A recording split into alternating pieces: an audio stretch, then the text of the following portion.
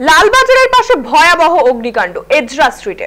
এই এলাকার একটি বৈদ্যুতিক সামগ্রীর দোকানে আগুন লাগে। সূত্রের খবর, দীর্ঘ সময় পার হয়ে গেলেও আগুনের দাপট কমেনি। দমকলের 18টিরও বেশি ইঞ্জিন যুদ্ধকালীন তৎপরতার সঙ্গে আগুন নিয়ন্ত্রণে আনার চেষ্টা চালিয়ে যাচ্ছে, কিন্তু এখনো পর্যন্ত আশেপাশে ছড়িয়ে ছিটিয়ে রয়েছে পকেট ফায়ার। এক নিমেষে ব্যবসাস্থল পুরো ছাই হয়ে যাওয়ায় বিপুল ক্ষতি হয়েছে ব্যবসায়ীদের। পরিস্থিতি খতিয়ে দেখতে ইতিমধ্যে ঘটনাস্থলে পৌঁছেছেন দমকল মন্ত্রী সুজিত বসু এবং কলকাতা পুরসভার মেয়র ফিরহাদ হাকিম। পাশাপাশি তারা সংবাদ মাধ্যমের মুখোমুখি হয়ে পুরো দুর্ঘটনাটির বিষয়টি নিজেদের মতামত প্রকাশ করেছেন।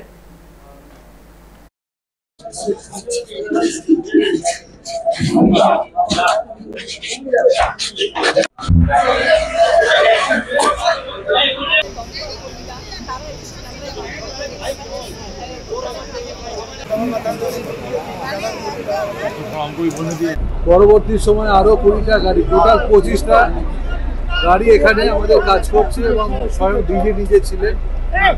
ডিজির সাথে আমার যোগাযোগে ছিল এবং আমাদের এডিজি আছেন এবং আরো সিনিয়র অফিসাররা আমাদের এখানে পৌঁছেছে।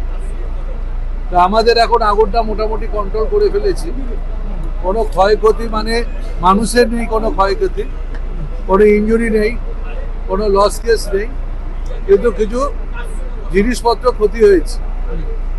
আমরা মনে করি এখন আমাদের কাজ হচ্ছে আগুন নেভানোর কাজ। আগুন অনেকটাই নিভিয়ে ফেলেছি আমরা। এখন পুলিশ প্রসেস চলছে। কিছু একটা জায়গায় পকেট ফায়ার আছে, সেটাকেও আমরা কিছুক্ষণের মধ্যে নিভিয়ে ফেলবো। কোনো একটা ভেতরে শর্ট সার্কিটে কোনো সময় আগুন লাগতেই পারে, কিন্তু দমকল আসছে যাতে অসুবিধা না হয়, রেস্কিউ অপারেশন করতে যাতে অসুবিধা না হয়, এইটা দেখার দায়িত্ব আমাদের সকলের। সেই কাজটা আমরা এই নেক্সট উইকে একটা মিটিং ডাকবো, ডেকে এটা একটা ব্যবস্থা করবো এবং পুলিশের সহযোগিতা চাইবো।